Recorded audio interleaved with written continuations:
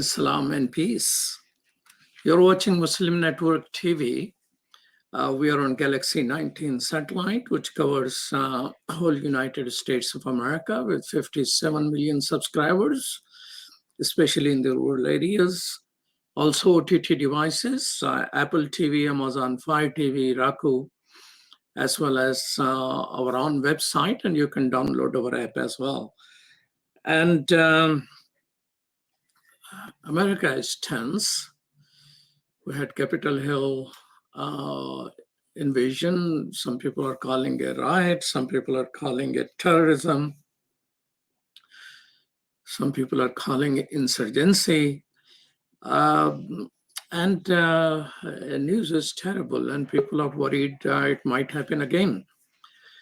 And to discuss with all of that with us is someone who has spent 41 years of his life trying to bring peace and keeping peace in our communities. My guest is no other than Sheriff David Mahoney. Good morning, Sheriff. Good morning, Imam. It's an honor to join you and your viewers. Well, thank you so much. Sheriff David Mahoney is the president of the National Sheriff's Association. He's serving his fourth term as Dane County, Wisconsin Sheriff. Sheriff Mahoney has been a professional law enforcement officer for 41 years. Sheriff, was anyone from your county involved in the Capitol Hill invasion? No, they were not. On the 6th of January, as I watched this protest unfold and turn into a gang mentality overthrow of our U.S. Capitol, the first thing I thought of is I looked at the flags that were present, both flags of the United States of America, but there were flags with blue lines on them, which is a flag identifying law enforcement. And so I was concerned that there were law enforcement officers potentially betraying their oath of office, oath to the Constitution, who are at our U.S. Capitol, forcing their way in to stop government from doing the job that they had to do. I also thought about it as the perspective of the president of the National Sheriff's Association. I represent over 3,080 sheriffs in our nation. And I was very concerned that we may have some of our own sheriffs who had violated their oath, who were present. So who was carrying that flag then? There, as we know today, as part of the investigation, there were law enforcement officers present. Matter of fact, there were sheriffs who were present. There were sheriffs who forced their way into the U.S. Capitol, and that is being dealt with. Those sheriffs' names have been turned over to the FBI for investigation, and if a case can be made, prosecuted in federal court. So sorry to hear. So it is a confirmed information as far as you're concerned for further investigation given to FBI. Are there armed militias present in your county? There are, yes, there are. Are they connected with these 3%ers and oath keepers and all that? There are oath keepers. There are not Proud Boys, which is an anti-government group. But we are watching the militias, particularly as we move into this weekend and next week, with information that they may be assaulting not only our U.S. Capitol again, but capitals within each of our 50 states as well. Yes, and I was surprised to see we're based in Chicago, and the FBI has informed Muslim community to be vigilant and keep an eye on mosque and things like that. So it seems that it is not just the state capitals, but they're looking for a range of targets. Do you have some information on that? Well, we have not gotten information that they were branching out into our 3 mosques, but you bring up a good point. We have increased our patrols in those communities where our mosques are present, because we are ever vigilant to that potential and ensuring the right of all individuals, all religions, to practice that religion. I've worked very closely over the past 14 years as sheriff to build relationships in all of our communities, including our Muslim communities and the imams at our three mosques. And it's imperative that we continue to build those relationships, to build trust, so that we have that feeling of trust and loyalty on both sides of these issues. You've got a great sheriff in Chicago. Tom Dart is a Yes, personal friend of mine, yes, and I believe very, very strongly in the work that he's doing in your community. yes. I have met him, and actually I voted for him also. So he's a good person. He is taking several steps which I don't see many people taking. So you have rightly pointed that out. You know, here in our area, gun sales are gone so up that popular guns are off the shelf, just like the toilet paper in the beginning of pandemic was gone. And even for ammunition, there is a wait list, or you can get only so much per week. Is in the Dane County the same situation there? Yes, in our region, there are about three uh, legal gun sale shops, and they're running into the same issue. They can't keep firearms in stock, and they can't keep ammunition in stock. And that's of great concern of ours, because in this great country where we all enjoy our liberties, it's an assault on our freedoms when individuals come to air their grievances while armed. There's no place in our society, no place in our country where individuals should be solving their differences with a firearm. Absolutely not. But unfortunately, it continues to happen throughout. I mean, there are so many protests in which people just show up with guns as though they have to fight a battle there. Yeah. I recently sent a letter out to my community yesterday, knowing that we had protests coming up this weekend and then next week during the inauguration, asking for those individuals who, particularly militia members, if they come to protest, we will protect their right to protest, but don't bring your firearms. There will not be a place, nor a purpose or a reason for an individual to be armed. Is Dane County open carry place? It is open carry and it's concealed carry, but very loosely. The requirements are very loose. Well, if the country is so divided, Sheriff, as all of us know now, and such a sacred place, I mean, around the world, I mean, I have most of my adult life have been in Chicago, but I have lived other countries before. I mean, America, if one icon around the world goes, it is not the White House or the Supreme Court building, it is the Capitol building. Correct. And invasion and things which took place there, and people people were armed there. I mean, some people have been arrested with arms in that area. So has the National Sheriff Association, which you presides, have they done a special convening to discuss this? The new challenge being posed mostly at the domestic level, not the regular. I mean, not the regular. No crime should be called irregular, but the crimes which happens, this is something different. Yes, we've been meeting almost daily in teleconferences, talking about not only the 6th of January and what occurred and the investigation that we've asked the FBI to undertake, but we have talked about how we move forward as a country and the message as sheriffs we need to send to our communities.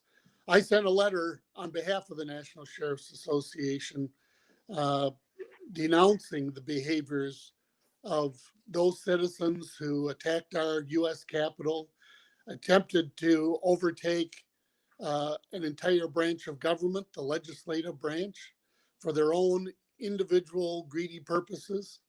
And what this was a assault on our democracy. And it weakened the relationships between communities. It caused fear in many of our communities, and it embarrassed us on the world stage.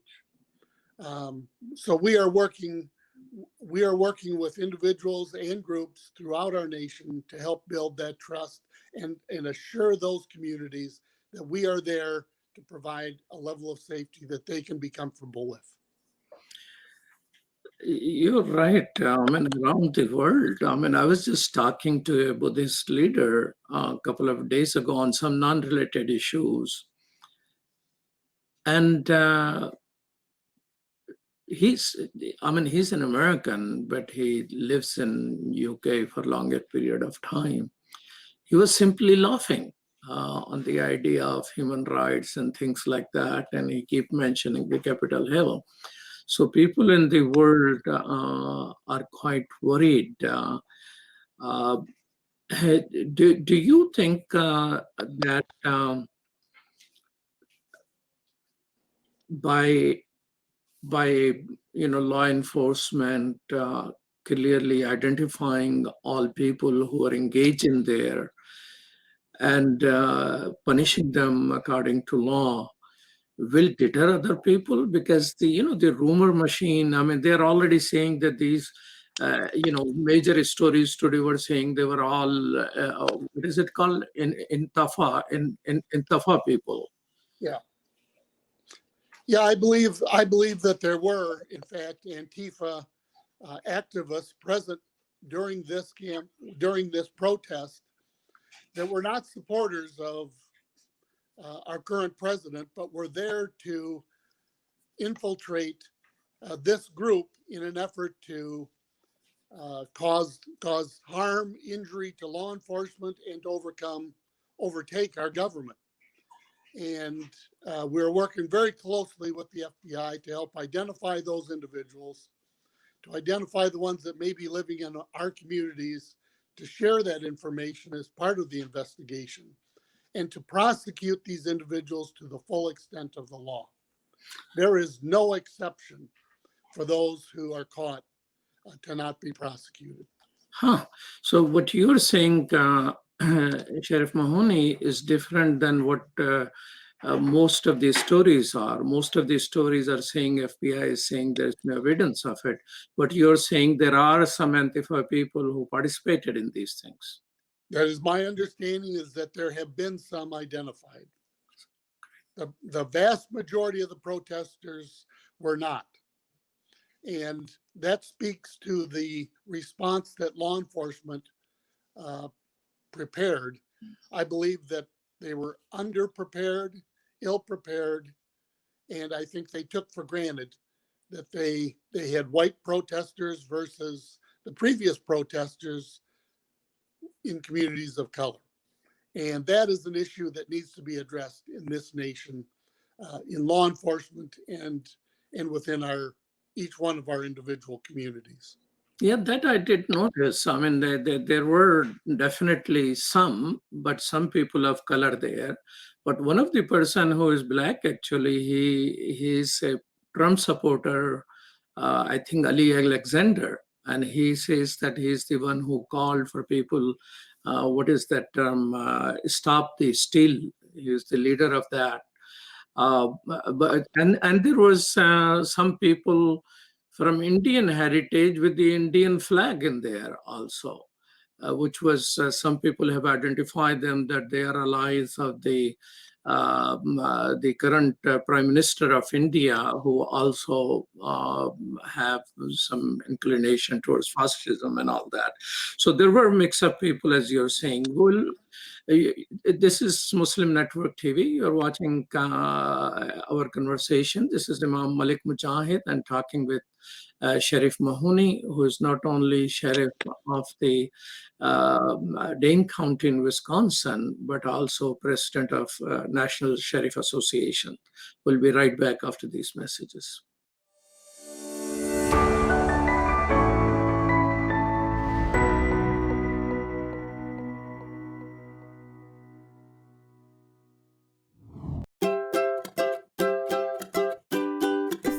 alaikum. My name is Adam. You remember me? I appeared in so many episodes that Sound Vision has put on the market. No matter what. Hey, what's happening? Hey, oh, sorry. Lockdown is what it is. Well, continuing here. In this lockdown, Sound Vision never stops thinking about you, the viewer. We'll have to get back into production again, online and inline. Everybody in their own space, even me.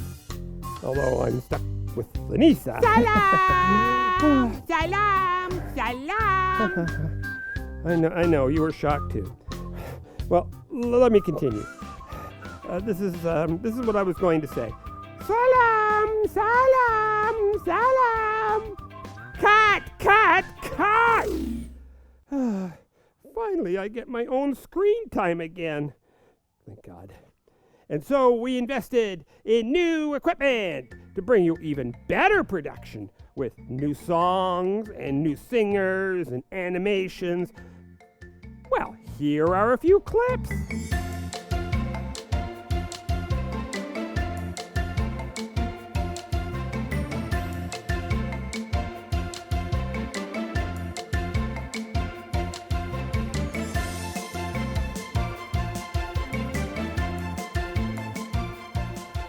And Sound Vision has brought all this into your home, making Islamic values and teachings easy.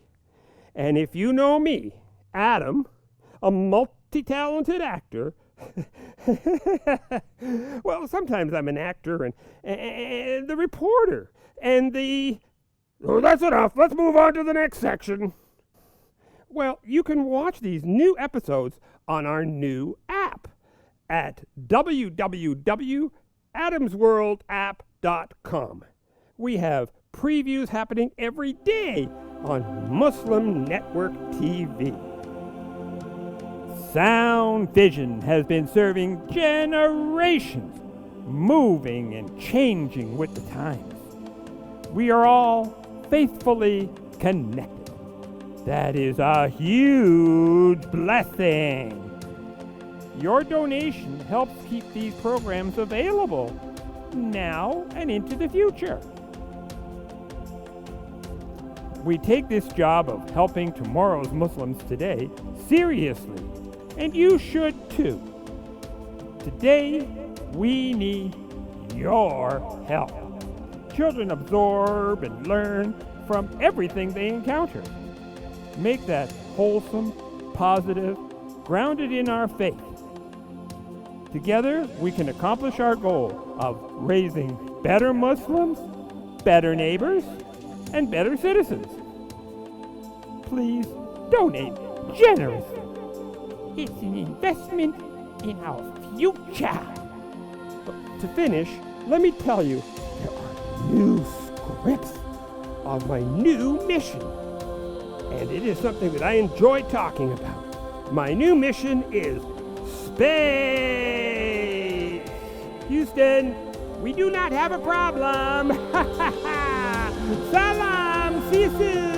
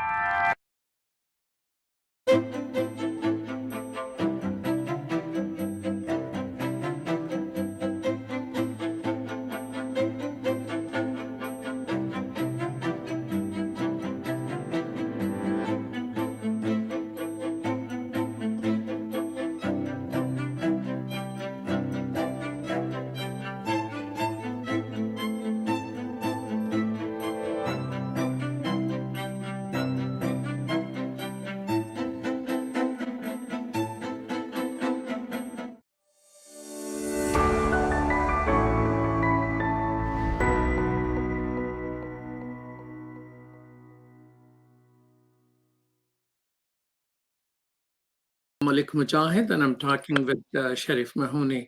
Sheriff Mahoney, this morning when I read some of the news as I was preparing to talk with you, I was very saddened to see that one officer says that he was tased, he was tasered in the neck, and the rioters were shouting, "Kill him with his own gun." Another news item, DC officers are quoted. They were beaten with their own clubs and choked by beer spray. I don't know what that is. So you have, 41 years of law enforcement experience. Have you seen a large police force like, there are about 2,000 officers for Capitol Police, and they got $500 million budget. What happened? How easily were they overwhelmed like this? Well, I have never seen this level of anger and dissent within our communities in my 41 years of law enforcement. For an entire crowd to enter the U.S. Capitol, to overtake law enforcement officers, to beat them, to spray them with bear spray, which is a high potency pepper spray for defending yourself against bears when you're out on hikes. To use that level of force and then attempt to disarm, beat these law enforcement officers unconscious. One suffered a heart attack. Is unimaginable by people who allegedly stand in support of law enforcement. Some of those carrying flags identifying themselves as supporters or active members of law enforcement. We had a law enforcement officer killed during this event. We had a protester killed by a law enforcement officer. And I believe only because of the high level of training and the attempts to diminish the anger that there weren't more lives lost. It is surprising to me that there weren't. But today we have dozens of law enforcement officers from the U.S. Capitol Police who are hospitalized because of their very serious injuries. You used the word anger. So it was the height of anger which you're seeing all around in your county, what you're hearing from sheriffs. You think that level of anger itself became a force as people were forcing themselves against the trained officers. Absolutely. Absolutely. I mean, there were members of the U.S. military, there were retired members of U.S. military who were part of this protest that beat law enforcement officers and attempted to close down our government. These are individuals who raised their right hand to swear to uphold the Constitution of the United States and to protect those in our country who depend upon our democracy. And it's unconscionable to me that they engaged in that behavior. So, I mean, I know that probably sheriff's job is not to counsel people, but I think if the anger has reached that height, people need to be empowered with how to control their anger. I mean, that's an area in which probably whole lot more other type of skills need to come into play in de-escalating this. I heard there were some officers try to de-escalate, probably didn't result in any benefit there.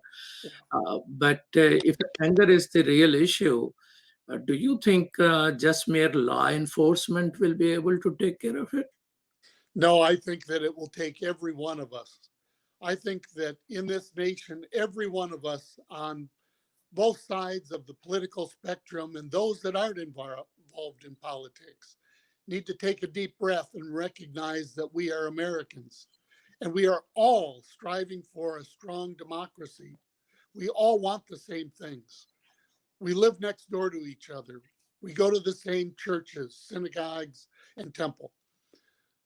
We share the same meals and community meals.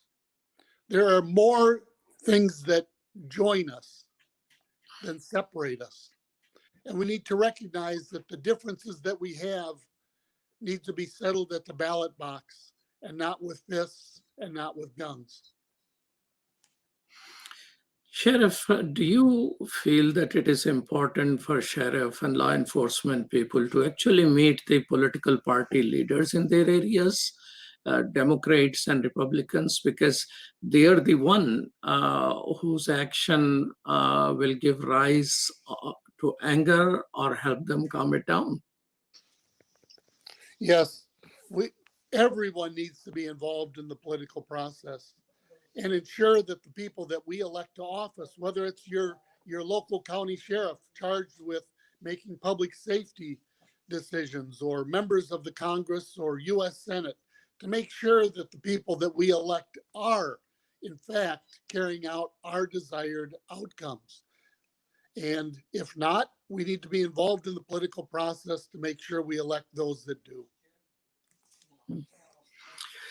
Sheriff, let's talk a little bit about understanding the sheriff system. I mean, I don't know if everyone understands. So, what are the actual differences between a cop and a sheriff and a state trooper or a marshal? Well, the largest difference with sheriffs is that they are the only elected law enforcement officers in this country. And they are elected by their constituents to ensure safety in the community. They are the chief law enforcement officer in their communities. So there can be multiple police departments, but ultimately, by the letter of the Constitution and the statutes of the state, the sheriff is the chief law enforcement officer. As well, sheriffs maintain the jails in each of their communities. And that's a very, very important role, because any time that we remove an individual's liberties, we must be ensuring that those people charged with that responsibility are people of character and people of values. Sheriffs also are responsible for our courts and for the security of those who enter our courthouses, our juries and family court, to ensure that they are safe in carrying out their daily duties. Those are the primary responsibilities of our sheriffs across the country, and we take that responsibility very seriously.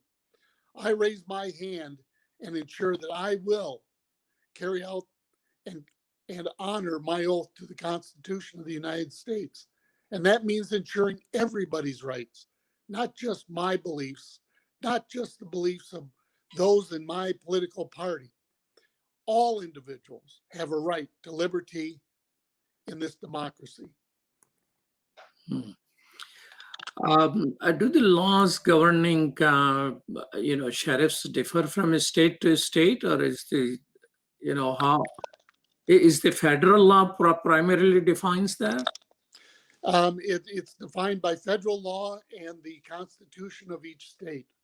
And for the most part, nationwide, all the sheriffs are constitutional officers and members of the executive branch of government, charged with the same responsibilities, public safety and the safety and security of our jails, and recognized as the chief law enforcement officer of their counties. So what is the difference now in the deputy sheriff and the other police?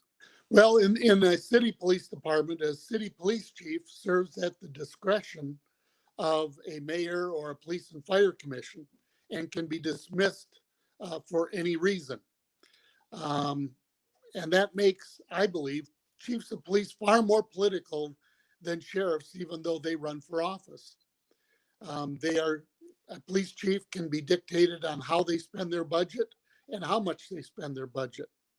Sheriffs are not restricted.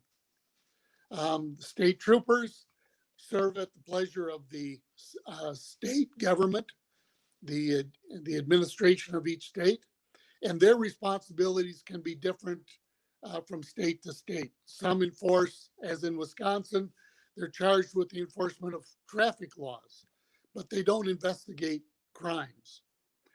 In Illinois, Illinois State Police enforce traffic laws, but they are also the state investigator of crimes committed within the state. And then you have federal law enforcement, of course, the FBI being the chief federal law enforcement agency charged with the investigation of crimes against our U.S. government and the investigation of terrorism, both domestic and international, and for crimes against our nation. And then there are a host of other federal law enforcement agencies, the U.S. Marshal Service that oversees the courthouse in each of our federal districts, the Drug Enforcement Administration charged with the investigation of drug-related crimes, alcohol, tobacco, and firearms and explosives charged with the investigation of firearm violations. So when we talk about access to firearms, the Alcohol, Tobacco, and Firearms District or Department is responsible for ensuring that those gun stores are abiding by the rules, selling only to those individuals who can legally possess a firearm. And to sell to anybody else, there are federal crimes against those gun owners, gun store owners. And as well, to ensure that what are referred to as straw purchases. If I buy a gun and turn it over to you, Imam, that would be a straw purchase. And it is illegal by federal law to do that. I'm not allowed to purchase a gun for somebody else. But we know that it occurs and those crimes are investigated thoroughly by the ATF. Then we have the Department of Homeland Security, the Secret Service, who protects the president and distinguished guests to our nation, as well as the U.S. Border Patrol and Immigrations and Customs are all under Homeland Security. Those are the primary differences. In my community, I have 22 police departments that I work very, very closely with. The largest, the Madison Police Department, a city of over 250,000 citizens. I work very closely with each of those chiefs to make sure that the communities that they serve believe and trust in their police department.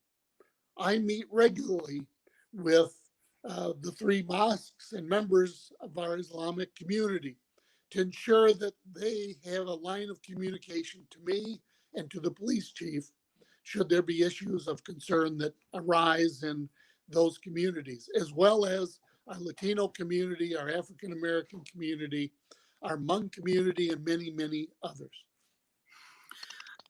I would like to we'll take a short break, Sheriff Mahoney, but before we do that, I'd like to thank you for maintaining contact with all communities. In America, we stand on the principle and our values as well as our laws. And I think relationship, which you mentioned with the three mosques, the numbers of those people, and we appreciate that. When we come back, you mentioned Muslim community and you mentioned Latino community. When we come back, I'd like to ask you something about the immigration policy, because this is one of the things which is giving rise to anger. There are two positions, and I think President Bush probably tried to resolve it in some manner, and there was I think two senators who passed away, Senator Kennedy and Senator McCain, brought something, but then it fell apart. And it has implication in the life of people. So when we come back, I'd like to hear your thoughts on that area. You're watching Muslim Network TV. This is Imam Malik Mujahid, and I'm very thankful that Sheriff Mahoney, who is president of the National Sheriff Association, has spared some time to talk with us. We'll be right back after these messages.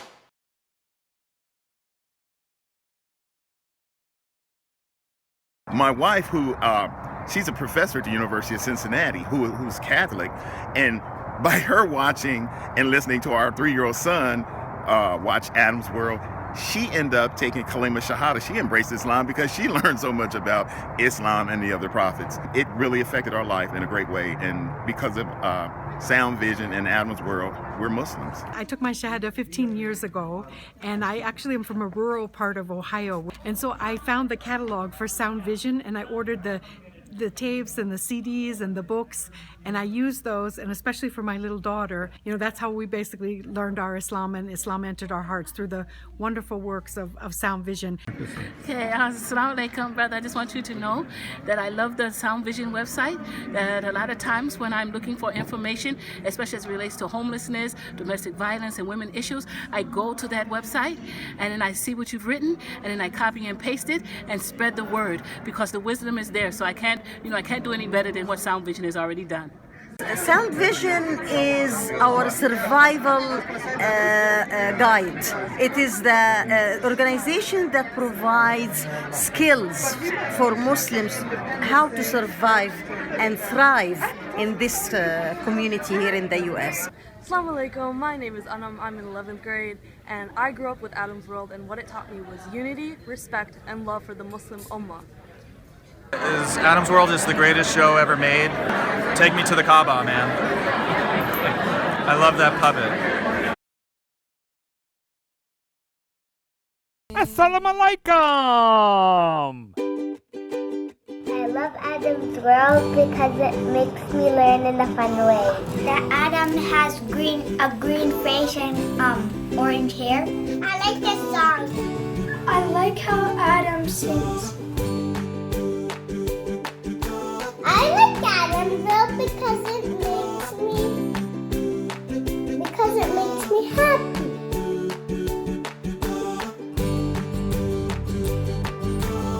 What? No.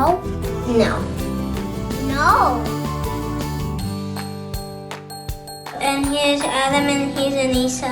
Adam and his sister. Adam is a boy and he is really smart.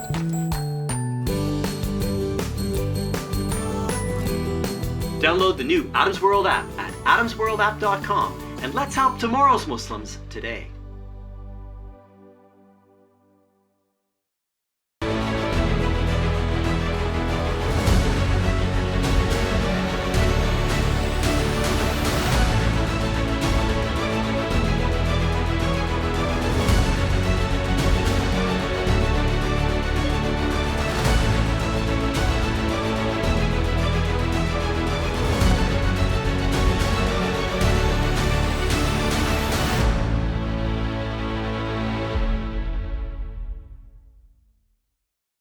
Welcome back. You're watching Muslim Network TV. This is Imam Malik Mujahid. I'm talking with Sharif Mahoney. Sharif, that, after 9/11, a heinous crime by terrorists, and there were foreigners came, did their dirty job and perished. But about 500,000 Muslims in America were interviewed by FBI.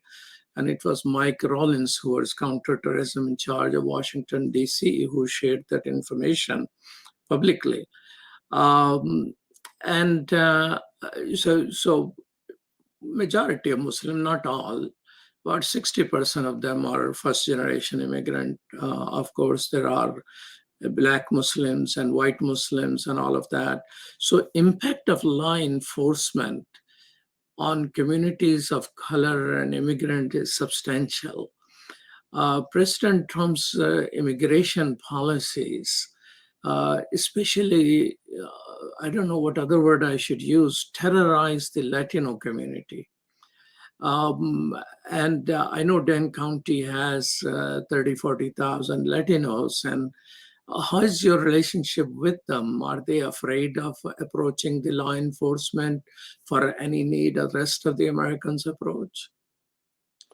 I have spent the past 14 years building relationships with all of our communities, including our Latino community here in Dane County. We do have, in fact, a large Latino community, and it's growing. And since 2016, they have been in great fear of immigration policy in this nation.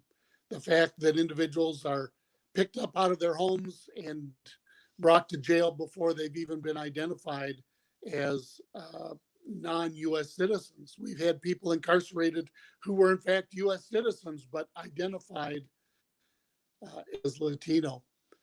My role is I don't enforce immigration law, and I've made that abundantly clear.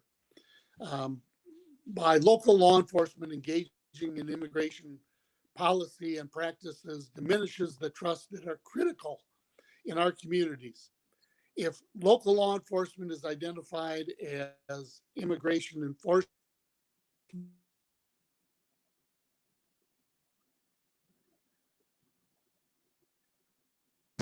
so I work to ensure that the sheriff's office is not seen as an immigration enforcement agency.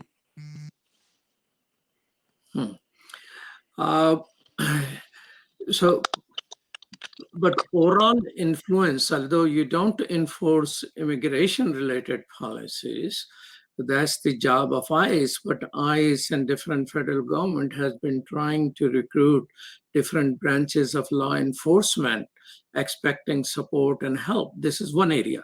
The other area is that,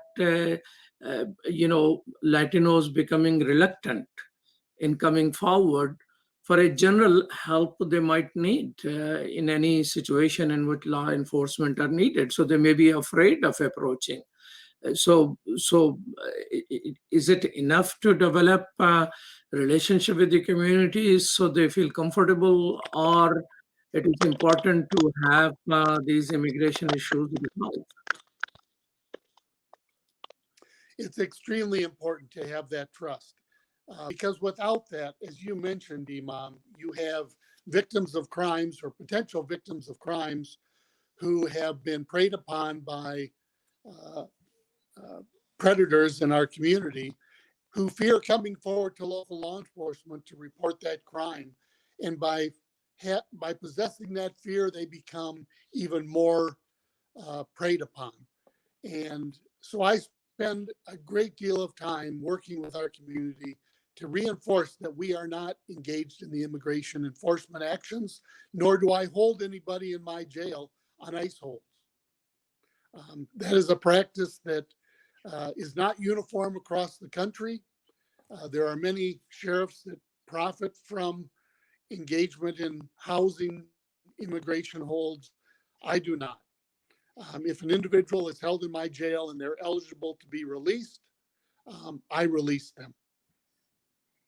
Yeah, I think that Arizona sheriff, I forgot his name. I don't even bother to remember. And he has this tent in the heat of Arizona, in which he was detaining people and marching them dress them in dresses which are used by Nazis, those black and white stripes and all that. That was a horrible memory. I hope there are not many people, but just the Sheriff Association discuss and inform the federal government that what they're seeing, that people becoming reluctant to come forward to help, seek help. Yes, we do. We talk about that at the local level, the state level with our state sheriffs, and we discuss it at the national level on what the impact of those kinds of policies or practices have on all of us across this country.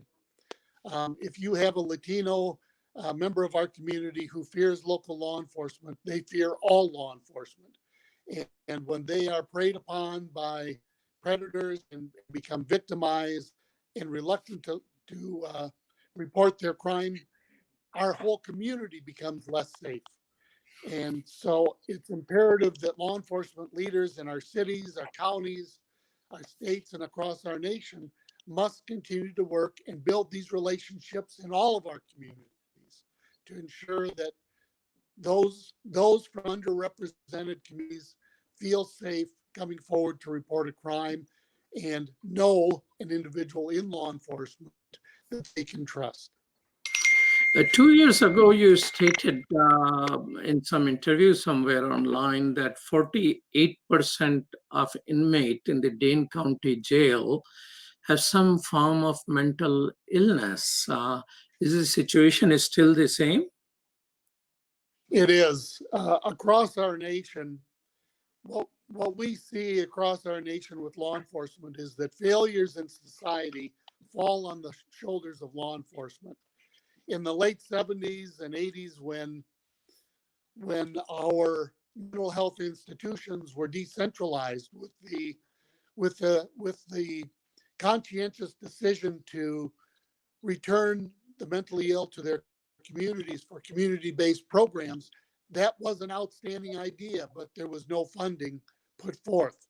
So you had individuals returning to their communities with diagnosed mental illnesses who needed casework within the community, but there were no resources. Those kinds of public policies lead to the increase in homelessness and the mental health individuals that fall into the criminal justice system and end up in our jails. Today, my population is about 42% mentally ill and 80% those that suffer from drug and alcohol addiction. We need, as a society, again, to take a deep breath and look at what we are using law enforcement for. And are there societal changes that need to take place?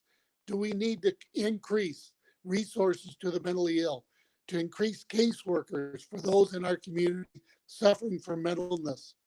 Do we need to increase drug and alcohol treatment programs so that individuals are not spending their lives incarcerated for a disease instead of a crime?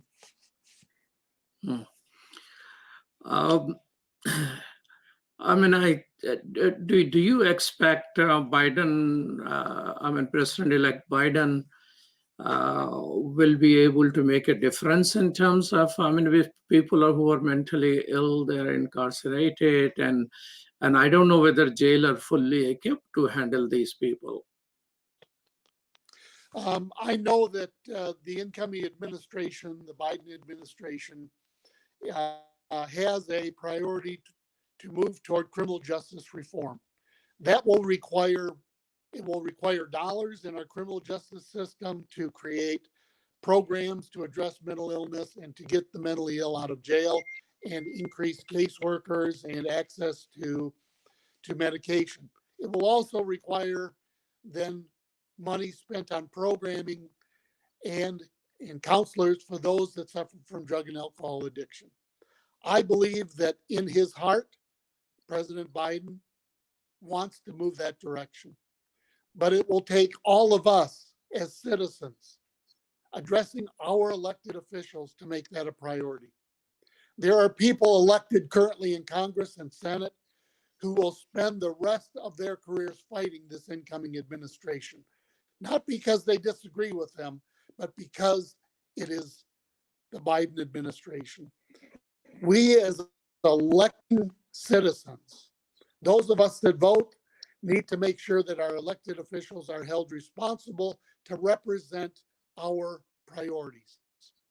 And if addressing mental illness in the criminal justice system is a priority, then every one of us needs to contact our elected congressmen and senators and make sure that that is a priority.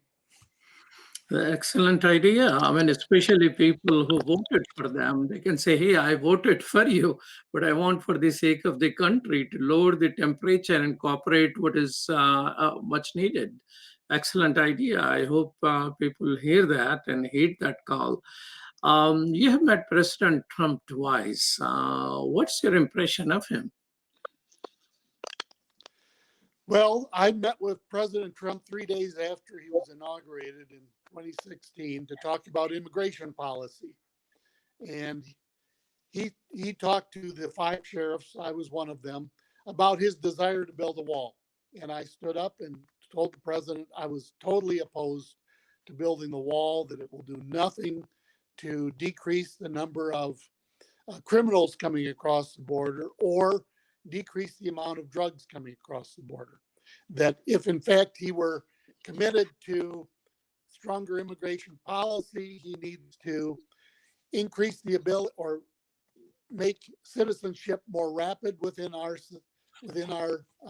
U.S. government, make it easier for a person to become a U.S. citizen, and then increase the number of Border Patrol agents on our borders, because they themselves will be building relationships with those coming across our border.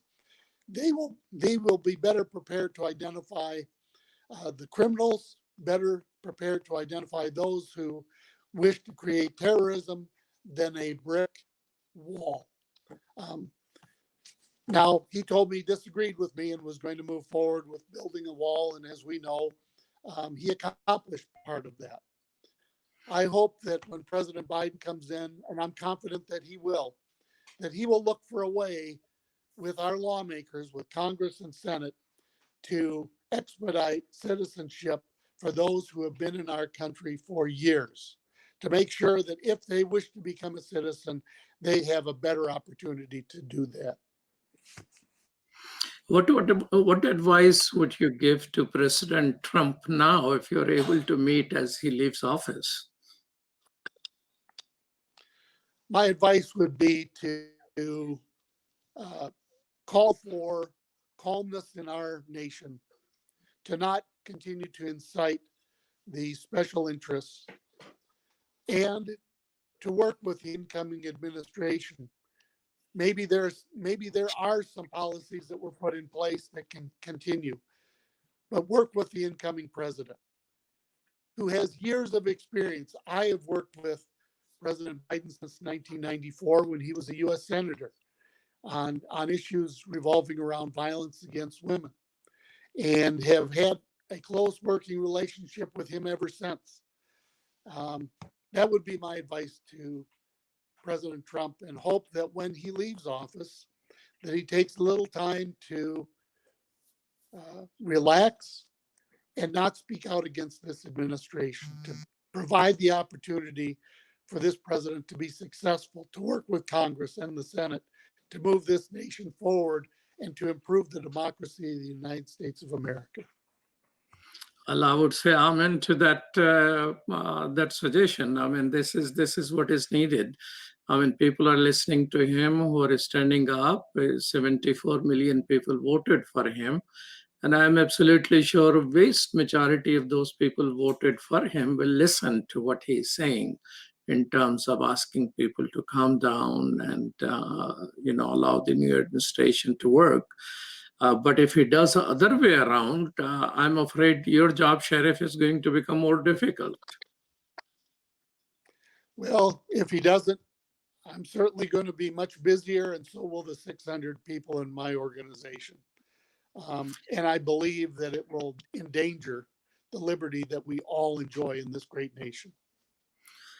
That is going to be the saddest thing, because we are the champions of democracy. People look towards us around the world.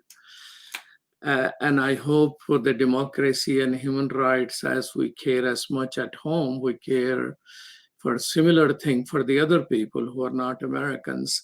Tell me this, Sheriff, do you get to have the same oath defending the Constitution of the United States against all enemies, foreign and domestic? Is the word domestic also comes in there? It is.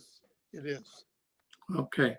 So the different people are paying a lot of attention to that domestic aspect of it. How do you describe the people who invaded? Do you describe them as some people are describing as domestic terrorists, or just you have some other term for it? Well, I think that those individuals on January 6th that entered our U.S. Capitol for the intent to close down government were domestic terrorists. They chose to diminish the liberties of citizens in this country, to desecrate our Constitution, and to cause harm to individuals. They were, in fact, domestic terrorists.